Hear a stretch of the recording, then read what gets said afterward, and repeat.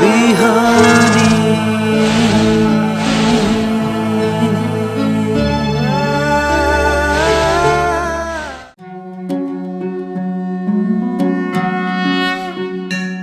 ओम स्वस्ति प्रजाभ्यः परिपालयन्तां न्याय्येन मार्गेण गतं महिषा गोब्राह्मणेभ्यः शुभमस्तु नित्यं लोकाः समस्ताः सुखिनो भवन्तु। अखण्डमण्डलाकारं व्याप्तं येन चराचरं तत्पदं दर्शितं येन तस्मै श्रीगुरवे नमः। समादरणीय संपूर्ण दर्शकहरू प्रभातकालीन हार्दिक अभिवादन।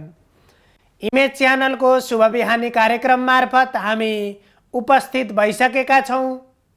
हामीले श्रीमद् भगवत गीता को द्वितीय अध्याय अर्थात दोस्रो अध्याय को बारे में निरंतर क्रमिक रूप में हामीले चर्चा गर्दै आएका छौं। भगवान श्री कृष्ण र अर्जुन को संवाद चलिराखेको छ र जब भगवान श्री कृष्णले अर्जुनलाई तिमीले अब अविचलित भएको तिम्रो त्यो विचारबाट तिमी अचल बुद्धि बनाउने र त्यो अचल बुद्धि भइसकेपछि योगलाई प्राप्त गर्ने जुन मार्ग बताउनु भो, हामीले अगाडिको सन्दर्भमा ती कुराहरू चर्चा गर्यौं। त्यसपछि भगवानका धेरै कुराहरू श्रवण गरिसकेपछि यहाँ विशेषतः यो दोस्रो अध्यायमा ज्ञान योगको मार्ग, त्यसपछि कर्मयोगको मार्ग, जुन प्रत्येक मानिसको लागि अर्जुनलाई आफ्नो कर्म अर्थात कुन कर्म गर्दाखेरि धर्म प्राप्ति हुन्छ, कुन कर्म गर्दाखेरि अधर्म प्राप्ति हुन्छ भनेर छुट्याउन नसक्ने परिस्थिति र मेरो जीवनको निमित्त के गर्दा सही के गर्दा गलत भन्ने खालको जुन एउटा संशय बुद्धि उत्पन्न भएको थियो र त्यसबाट मुक्त हुने, त्यसबाट मुक्तिको निमित्त र ती प्रत्येक मानिसमा उत्पन्न हुने समस्याबाट छुटकारा प्राप्त गर्नको लागि यहाँ असाध्यै गहन रूपमा सम्झिने किसिमले र मानिसलाई बोध गर्न सहज हुने किसिमले भगवान श्री कृष्णले उपदेश गर्नुभयो र त्यो सम्पूर्ण कुरा एक चित्त भएर एकाग्र भएर अब यो श्रवण गर्दाखेरि जब भगवानले त्यो आत्मबोधको बारेमा आत्मचिन्तनको बारेमा भन्न प्रारम्भ गर्नुभएको थिएन, त्योभन्दा अगाडि विभिन्न तरिकाले अर्जुनले धेरै प्रश्नहरू सोधिराखेका थिए, तर भगवानले थोरै कुराहरू मात्रै भन्दै आउनु भएको छ। जस्तै हामीले प्रथम अध्यायमा पहिलो अध्यायमा हेर्यौं, पहिलो अध्यायमा हामीले अध्ययन गर्यौं, सुन्यौं, तर जब अर्जुनमा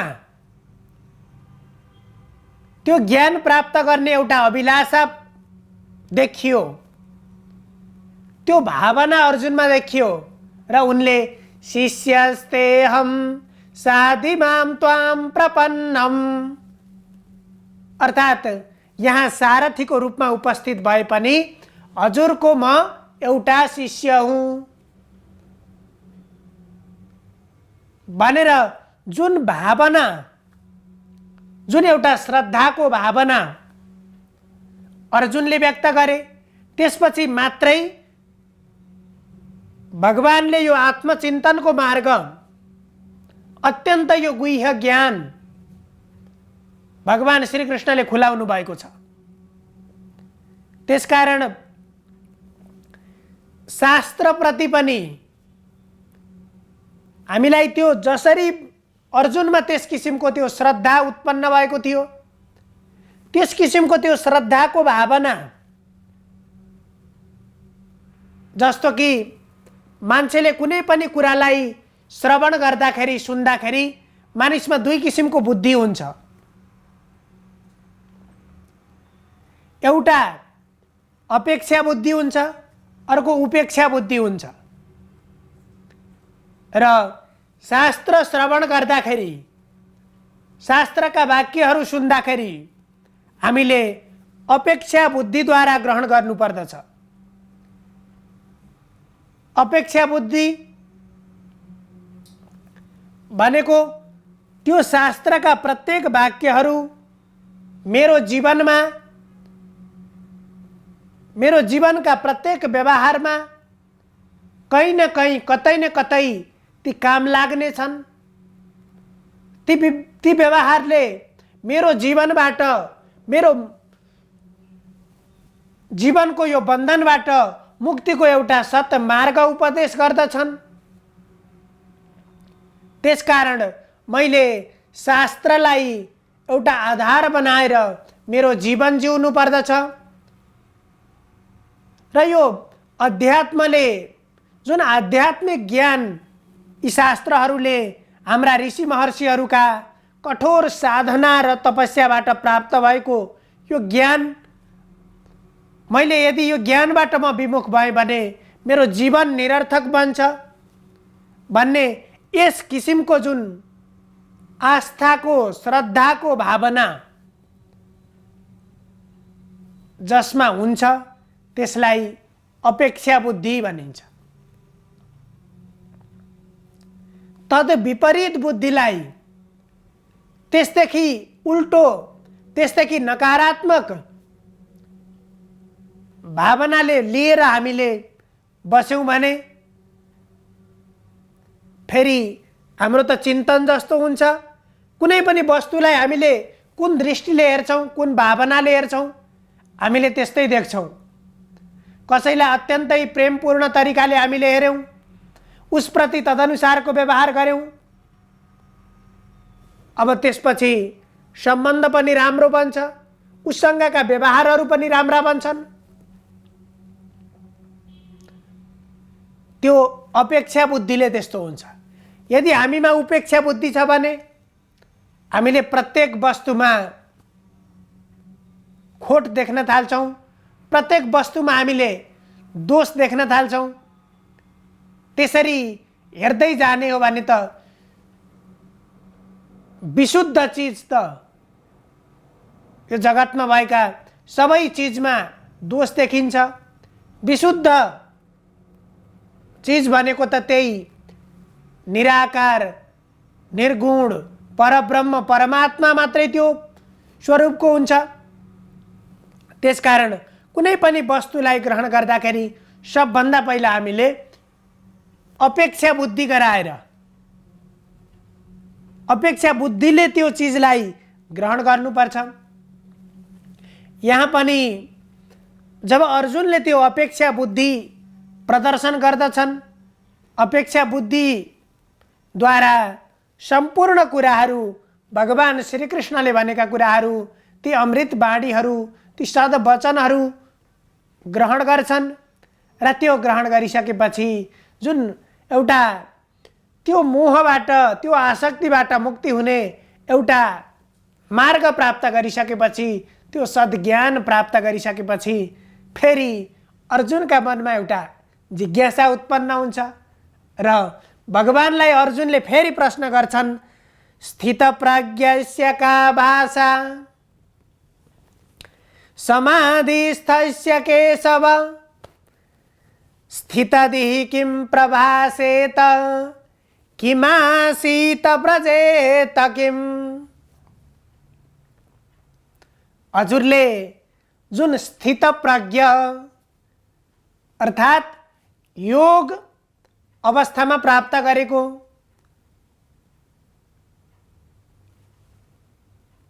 जुन प्रज्ञावान अर्थात् ज्ञान बुद्धिमा कुनै पनि पर्दा नलागेको निश्चल र अटल एकाकार बुद्धि भएको जुन ऋषि महर्षिहरूले समाधिको अवस्थामा प्राप्त गर्ने त्यो बुद्धि भन्नुभयो। यहाँ अर्जुनले स्थिर बुद्धि भएको, स्थित प्रज्ञ भनेको स्थिर बुद्धि भएको, जुन समभाव प्राप्त गरिसकेपछि, समदृष्टि प्राप्त गरिसकेपछि, योगको चरणमा पुगिसकेपछि त्यो प्राप्त हुन्छ भन्नुभयो।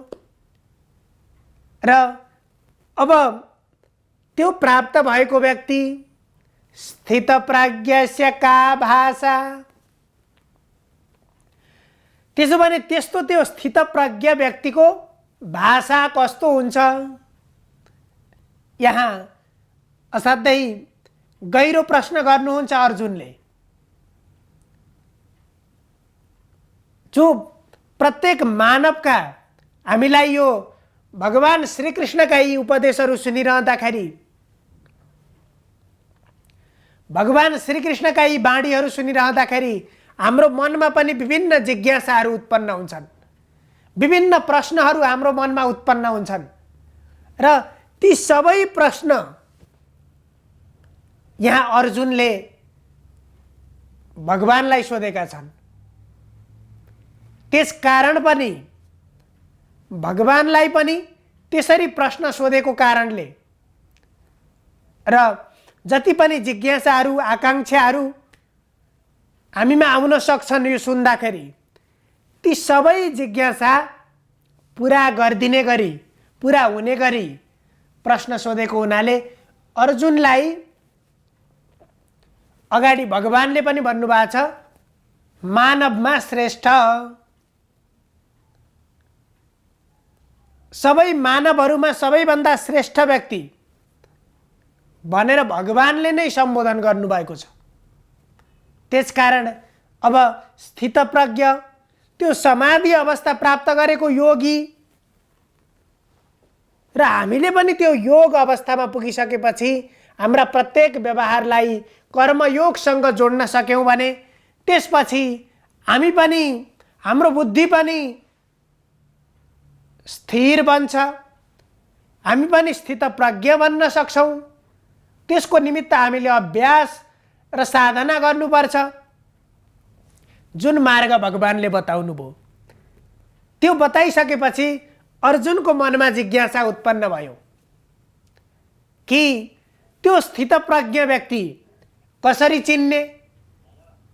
यो संसारमा भएका मानिसहरूमा धेरै मानिसहरू छन्, तिनका प्रत्येकका बोली फरक फरक छन्, प्रत्येकका बाणी फरक फरक छन्, प्रत्येकका व्यवहार फरक फरक छन्, प्रत्येकका कर्म फरक फरक छन्। ती सबैलाई हामीले कसरी छुट्याउने, कसरी तिनलाई हामीले थाहा पाउने त? त्यो साधनाबाट स्थितप्रज्ञ बन्न सकेको को त भनेर स्थितप्रज्ञस्य का भाषा, अर्जुनले भन्छन् त्यो स्थितप्रज्ञका भाषा कस्तो हुन्छ, उसले कस्तो बोली बोल्छ, उसको बाणी कस्तो हुन्छ, त्यसको बाणीबाट, व्यवहारबाट हामीले त्यसलाई छुट्याउन सक्छौँ। समाधिस्थस्य केशव, यहाँ अर्जुनले भगवानलाई केशव भनेर सम्बोधन गर्नुभएको छ। त्यो समाधि अवस्थामा पुगेको स्थितप्रज्ञ व्यक्ति, त्यसका व्यवहारहरू कस्ता हुन्छन्? किनभने प्रत्येक मानिसलाई कसरी चिनिन्छ, को कस्तो भनेर कसरी चिनिन्छ त भन्दा आकारैरिङ्गितैर्गत्या चेष्टया भाषणेन च नेत्रवक्त्रविकारैश्च लक्ष्यतेऽन्तर्गतं मनः। मान्छेको भित्री मनलाई पनि उसको अन्तर हृदयलाई पनि बुझ्न सकिन्छ। आकारै उसको आकारद्वारा, उसको शरीरको इङ्गितै उसका शरीरका व्यवहारद्वारा, उसको हिँडाइद्वारा, बोलीचालीद्वारा, त्यसपछि शरीरको विभिन्न किसिमको हाउभाउद्वारा, यी सम्पूर्ण व्यवहारद्वारा लक्ष्यतेन्तर्गतम मनः, मान्छेको भित्री मनलाई, भित्री मनसायलाई, उसको अन्तर्मनलाई पनि बोध गर्न सकिन्छ। त्यसकारण त्यो स्थितप्रज्ञलाई कसरी जान्ने? त्यो स्थितप्रज्ञको लक्षण के हुन्छ? त्यो समाधि अवस्थामा पुगेको स्थितप्रज्ञको लक्षण अब त्यसलाई कसरी चिन्ने त भनिसकेपछि एउटा प्रश्न गर्नुभयो, उसको बाणी कस्तो हुन्छ? दोस्रोमा फेरि अर्को प्रश्न गर्नुहुन्छ, स्थितदिहि किं प्रभासेत। अब एउटा ऊ कसरी बोल्छ, उसको भाषा कस्तो हुन्छ, उसका शब्दहरू कस्ता हुन्छन्, ती ब्रह्मात्मक ब्रह्मस्वरूपात्मक शब्दहरू, किनभने ती सबै कुरा हामीले व्यक्त गर्ने शब्दमा पनि शब्दलाई आकाश गुणात्मकम शब्द, आकाशको गुण शब्दलाई मानिन्छ। त्यसकारण हामीले व्यक्त गरेका प्रत्येक बाणीहरू, हाम्रा शब्दहरू यही आकाश मण्डलमा रेकर्ड भएर बसिराखेका हुन्छन्। हामीले एकैछिन हामी बोल्यौँ, त्यो सकियो, त्यति मात्रै होइन, त्यसले हामीले बोलेका बाणीले, हाम्रो वचनले लामो समयसम्म त्यसले प्रभाव पार्ने गर्छ। त्यस्तै गरेर स्थितदिहि किं प्रभासेत, त्यो स्थिर बुद्धि भएको, स्थित बुद्धि भएको व्यक्ति किं प्रभासेत, उसले कस्तो भाषण गर्छ, कस्ता कुराहरू उसले व्यक्त गर्छ। एउटा दोस्रो प्रश्न यो सोध्नुभयो, किमासीत व्रजेत किम, त्यति मात्रै होइन, ऊ कसरी रहन्छ, कसरी बस्छ र ऊ कसरी हिँड्छ, यी सम्पूर्ण लक्षणले युक्त व्यक्ति, यी लक्षणबाट उसलाई हामीले कसरी चिन्ने? स्थितप्रज्ञ भनेर हामीले विभिन्न सज्जन व्यक्तिहरू, साधु सन्तहरू, त्यस्ता व्यक्तिहरू जो समाधि प्राप्त गरिसकेका, त्यो समाधि अवस्थाको अनुभूत गरिसकेका व्यक्तिहरूलाई हामीले भेट्छौँ। अब यहाँ अर्जुनले भन्छन्,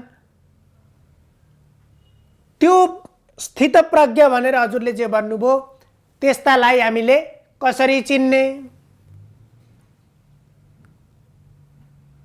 भन्दा उसका सम्पूर्ण व्यवहारहरू कस्ता कस्ता हुन्छन्, को कस्ता गुणले ती व्यवहारहरू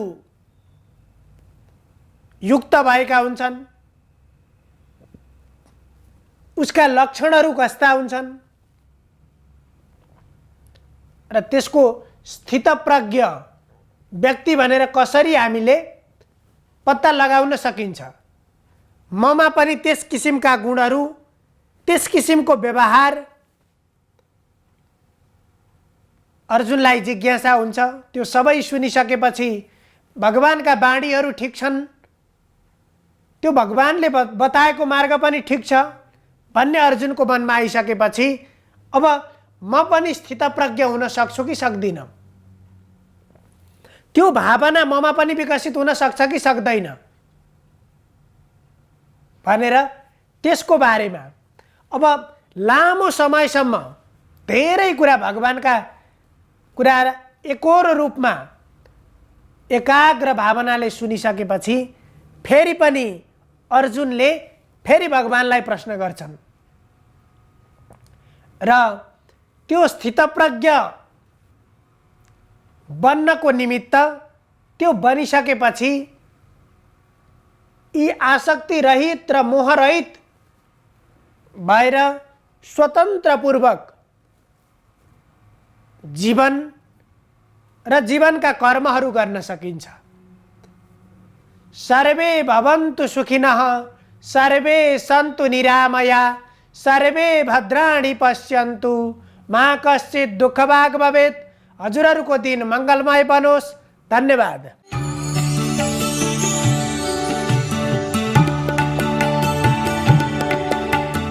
नमस्कार, तपाईको आजमा स्वागत छ। सुरु गरौँ आजको पञ्चाङ्गबाट।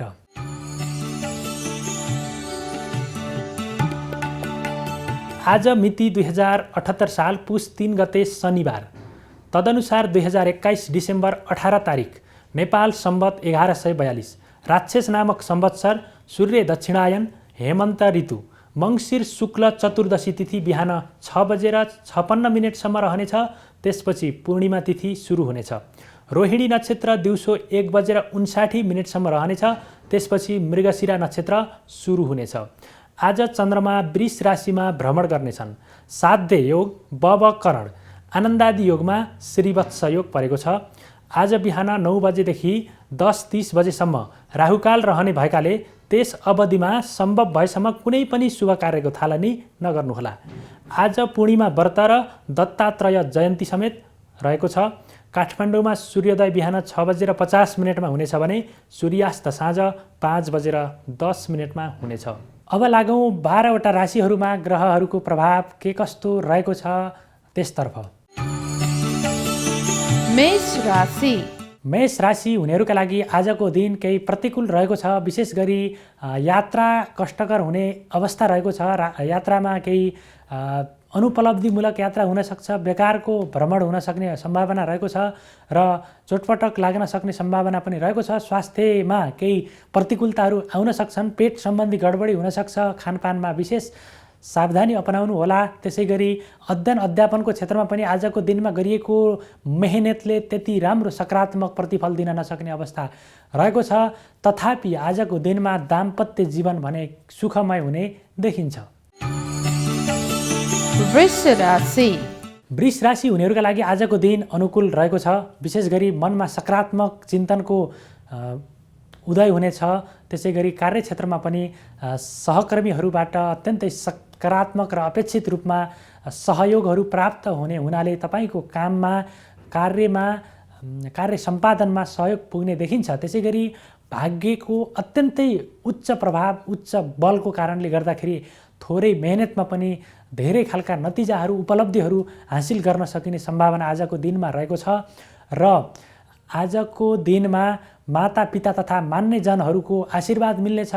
उहाँहरूको सल्लाहमा, उहाँहरूको मार्ग निर्देशनमा गरिएका कामहरूले आजको दिनमा अत्यन्तै सफलता प्राप्त गर्न सक्ने सम्भावना भएको हुनाले त्यसतर्फ विचार गरेर अगाडि बढ्नुहोला। मिथुन राशि।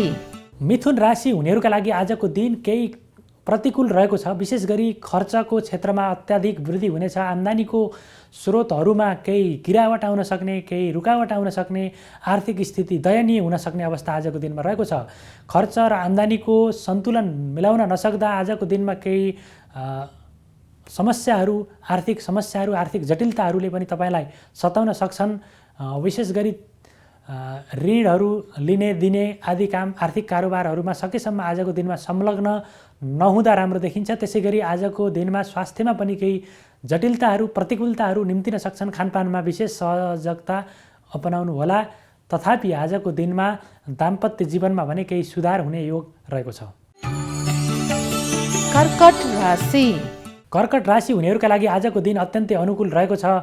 आम्दानीका नयाँ क्षेत्रहरू मार्गहरू फेला पर्नेछन् र नयाँ क्षेत्रमा लगानी गर्न सक्ने अवसरहरू पनि आउनेछ। आफूले गरेको कामको उचित मूल्याङ्कन हुनेछ भने नयाँ कामको थालनी हुनेछ। नयाँ दीर्घकालीन रूपमा प्रभाव पार्न सक्ने कार्यहरूमा तपाईँको आज अत्यन्तै सकारात्मक निर्णय हुनेछ र निर्णय क्षमता, बौद्धिकता, तर्क क्षमता पनि आजको दिनमा बढ्ने हुनाले समाजमा पनि तपाईँको प्रभाव बढेर जाने देखिन्छ। त्यसै गरी आजको दिनमा साझेदारीबाट कुनै कार्यको थालनी गर्दै हुनुहुन्छ भने पनि आजको दिन त्यसको लागि अत्यन्तै अनुकूल रहेको देखिन्छ। सिंह राशि।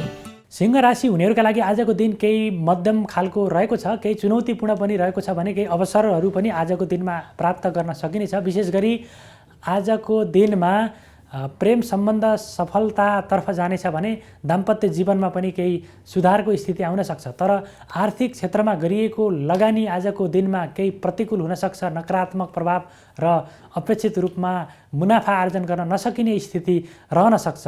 तथापि आजको दिनमा धार्मिक सांस्कृतिक कार्यहरूमा संलग्न हुनुभयो भने तपाईँको भाग्यमा केही बढोत्तरी हुन सक्छ र तपाईँका कार्य सम्पादनमा केही सफलताहरू मिल्न सक्ने सम्भावना पनि रहेको देखिन्छ।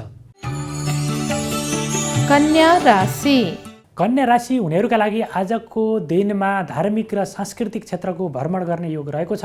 भाग्य बल अत्यन्तै सकारात्मक रूपमा रहेको हुनाले कार्यहरूमा सफलता प्राप्त गर्ने, कार्यक्षेत्रमा सिद्धि हुने, आफूले आँटे ताकेका कामहरू पुरा हुन सक्ने सम्भावना रहेको छ। त्यसै गरी आजको दिनमा पारिवारिक सम्बन्धमा पनि सुमधुरता आउनेछ। परिवारमा रमाइलो जमघट हुनेछ भने नयाँ व्यक्तिहरूको आगमन समेत हुने योग रहेको छ। त्यसै गरी आजको दिनमा पुरानो मित्रहरूसँग भेटघाट हुने सम्भावना पनि रहेको देखिन्छ। तुला राशि। तुला राशि हुनेहरूका लागि आजको दिन विरुद्धमा रहेको छ।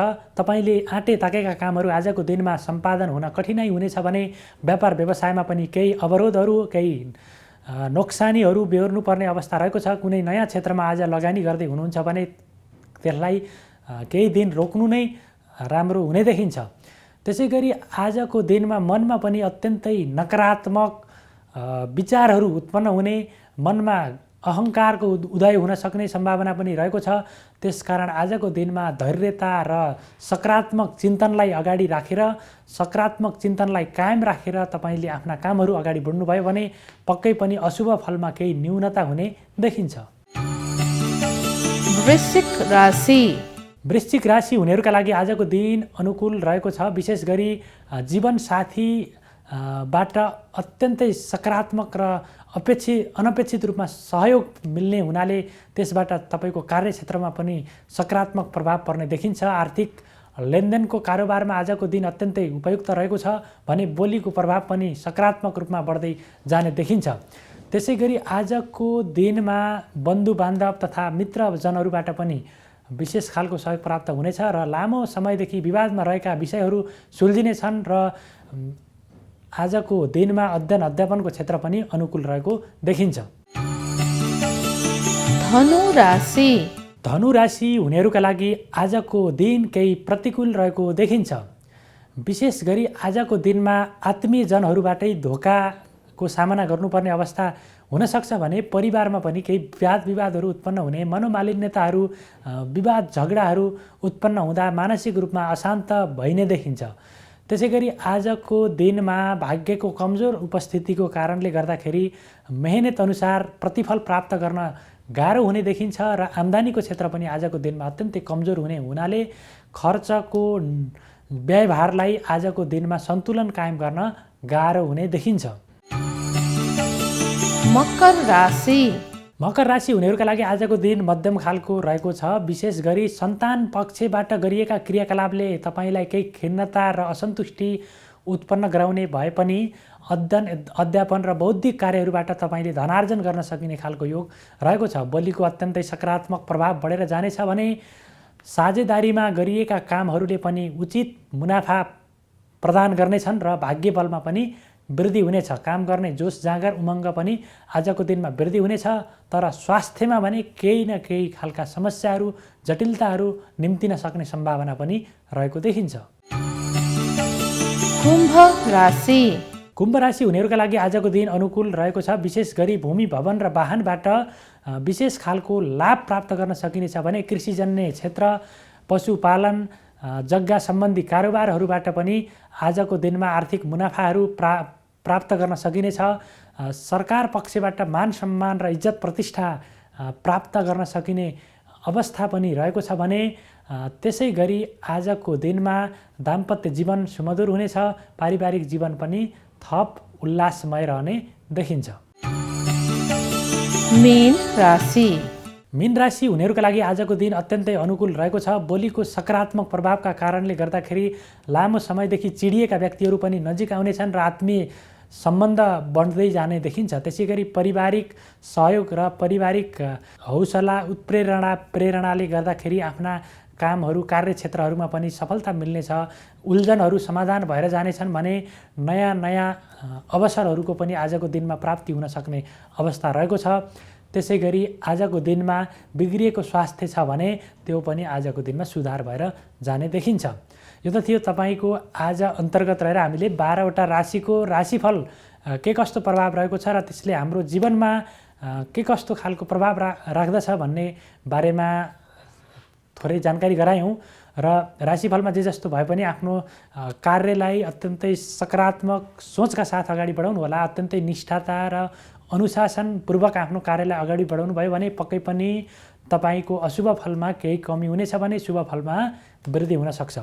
र यति भन्दै तपाईँको आजको दिन मङ्गलमय रहोस्। मलाई पनि बिदा दिनुहोस्। नमस्कार।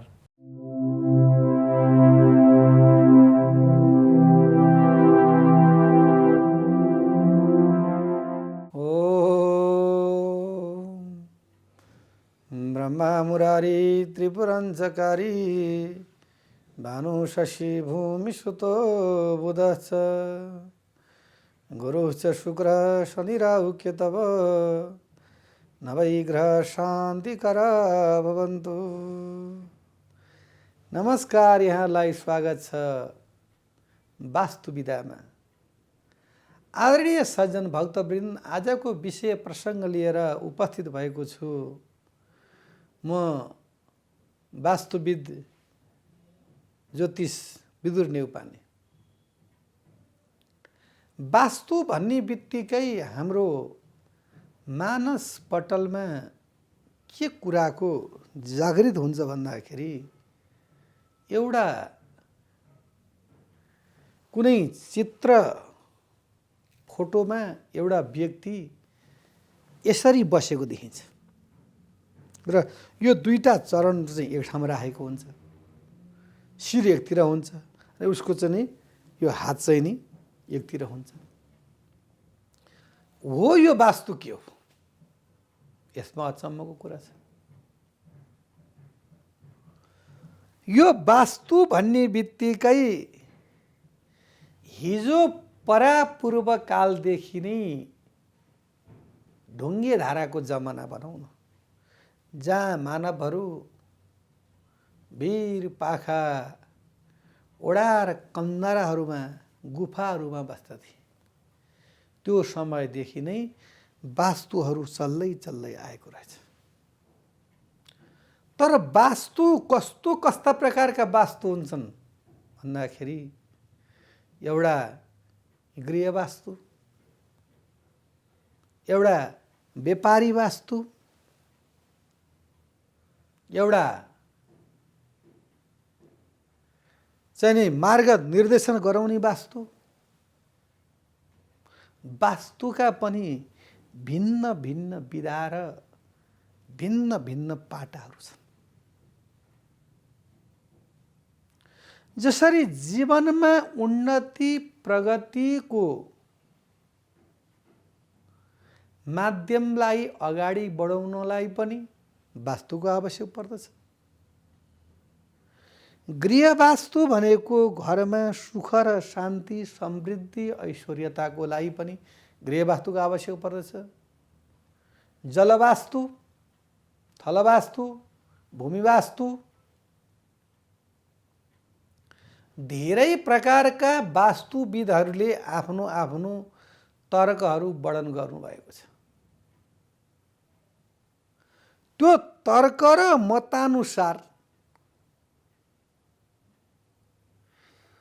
कुनै कुनै कुरामा भिन्नता भए पनि खासै त्यति दुविधा भने देखिँदैन। जसरी अशुभ चिजलाई शुभ तुल्याउने र शुभ सन्देश दिने र राम्रै मार्गहरू चाहिँ नि जोड्ने चिज नै वास्तु हो। वास्तुमा फेरि कुनै प्रकारको शङ्का भय भने छैन। भय र शङ्का चाहिँ नि यदि वास्तु मिलेन भने मात्रै हुन्छ। आज यस सिलसिला अन्तर्गत हामी एउटा नयाँ कुराको आविष्कारको लागि किन वास्तुको नै आवश्यक पर्दछ त्यस विषयको रूपरेखा सन्दर्भलाई लिएर अगाडि बढ्दैछौँ। जसरी कसैले एउटा जीवन पर्यन्त आफूले कमाएर एउटा भूमि जोड्यो, त त्यो भूमि जोड्न मन उसलाई लाग्दछ, उसले जोड्दछ, उसले के चाहन्छ भन्दाखेरि त्यो मेरो भूमि राम्रो होस् है।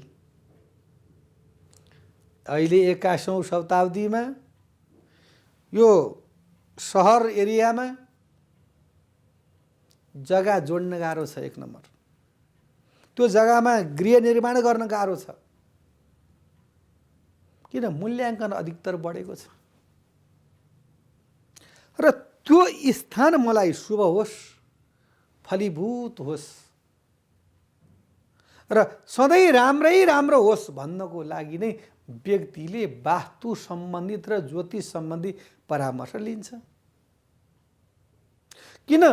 परापूर्व काल यानि आजभन्दा धेरै वर्ष अघिका घरहरूमा त्यति वास्तु मिलेको देखिन्थेन। ज्योतिष हुनुहुन्थ्यो, वास्तुविद पनि हुनुहुन्थ्यो, कुनै समयमा त्यसको धेरै चर्चा परिचर्चा थियो। बिचमा त्यो केही प्रकारले सुस्त भयो, कमी भयो र खण्डित भएर गयो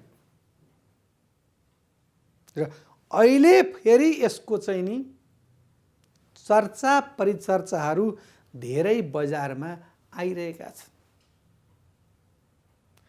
कारण किन त भन्दाखेरि मानव बस्ती धेरै बढ्यो,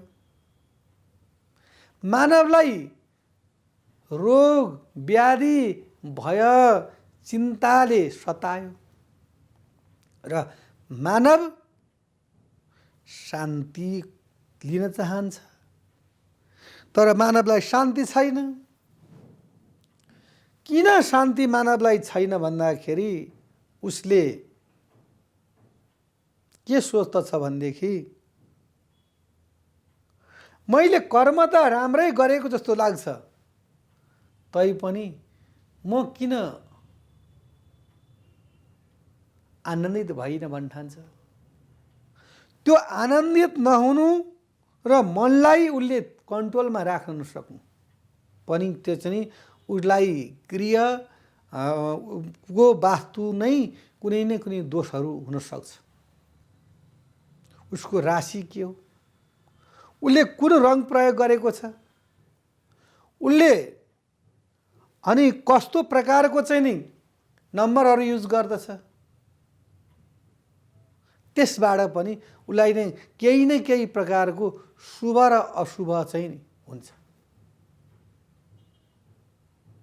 अब मानिलियौँ हजुरको घरमा वास्तु अनुसारले हेराएर चाहिँ घर बनाइयो र अन्तिममा हजुरको त्यो घरको कलर चाहिँ नि हजुर तुला राशि हुनुहुन्छ। अब कसैले हजुरलाई भनिदियो कि हजुरले पहेँलो लाउनुहोस्, वास्तु अनुसारले हजुरको घरमा पहेँलो कलर गर्दा साह्रै राम्रो हुन्छ। किन त भन्दाखेरि भगवान कृष्ण पनि प्राकट्य हुँदाखेरि पहिल्यै रूपमा आउनुभएको थियो। पीताम्बरधारी परब्रह्म परमेश्वर रासबिहारी दानबिहारी सुरत बिहारी प्रभु परमात्मा भगवान चतुर बाहु 4 हात धारण गरेर तमत भूतम बालकम अम्बुजे क्षणम चतुर्भुजम शंख गदायुधायुधम श्रीवत्सलक्षम गलशोभि कौस्तुभम पीताम्बरम साम्रदयोब सौभगम। यदि बक्ष्यो त शंख चक्र गदा पद्म धारण गरेर पीताम्बरै शरीरमा लगाएर आउनुभएको थियो। त्यस कारणले उहाँले सोध्नुभयो कि होइन शंख चक्र गदा पद्म रूपी भगवान श्रीहरि पहिल्यै रूपमा आउनुभएको छ, म घर पनि पहिल्यै बनाउँछु भएर तुला राशिको जातकले घरको कलर चाहिँ नि पहेँलो गरिदिनु। अब यहाँको वास्तु मिलेन। भगवान त सर्वोपरि अन्तर्यामी परब्रह्म हुनुहुन्छ, उहाँको लागि त ग्रहले कुनै इफेक्टै गर्दैन। ग्रह कसलाई लाग्छ? हजुर हामीलाई ग्रह लाग्छ, देवतालाई ग्रह लाग्छ,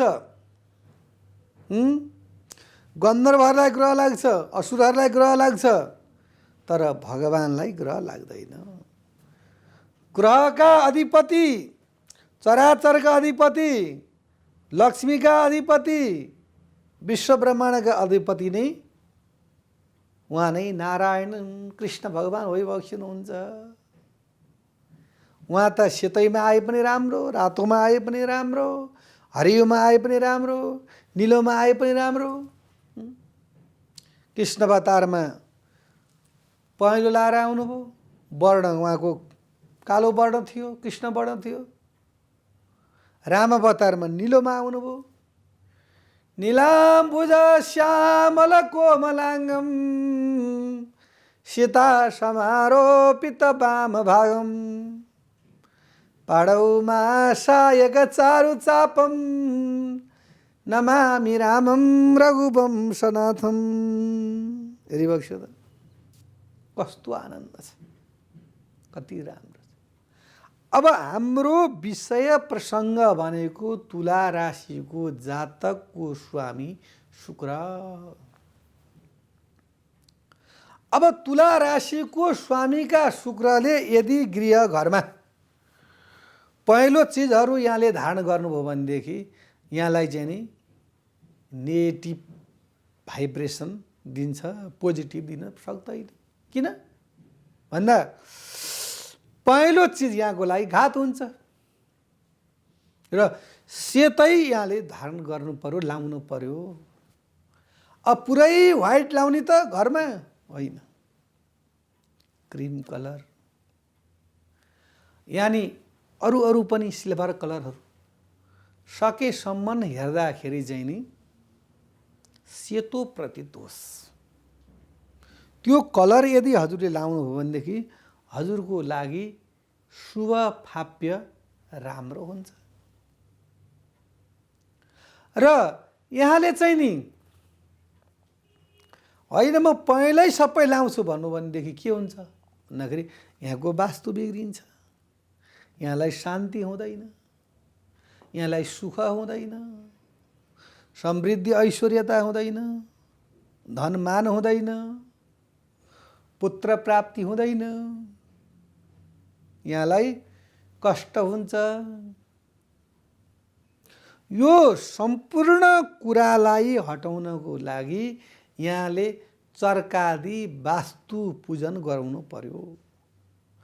चर्कादि वास्तु पूजा यहाँले गराइसकेपछि भने यहाँका सम्पूर्ण दोषहरू मेटेर जानेछ। मनोरथ भनेको मनले चाहेको फल यहाँलाई प्राप्त हुनेछ।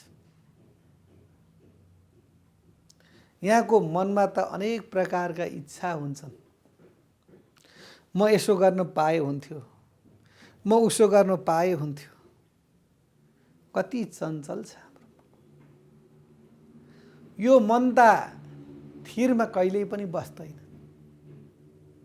यसले धेरै सोच्छ, धेरै सोच्छ, यो बेमानी छ, यो मन त कस्तो छ भने नि कुनै बेला यसले नराम्रा नराम्रा कुराहरू पनि दिमागमा ल्याइदिन्छ। किन भन्दाखेरि त्यो जातकको कुण्डलीमा नै यदि अष्टम स्थानमा बृहस्पति र 12औं घरमा अशुभ ग्रह छन् भनेदेखि त्यसले दुःस्वप्नहरू धेरै देख्दछ। कसैले भन्छन् गुरु रातभरि म त सुत्नै सक्दिनँ, मलाई सपना आउँछ, कष्ट हुन्छ। किन?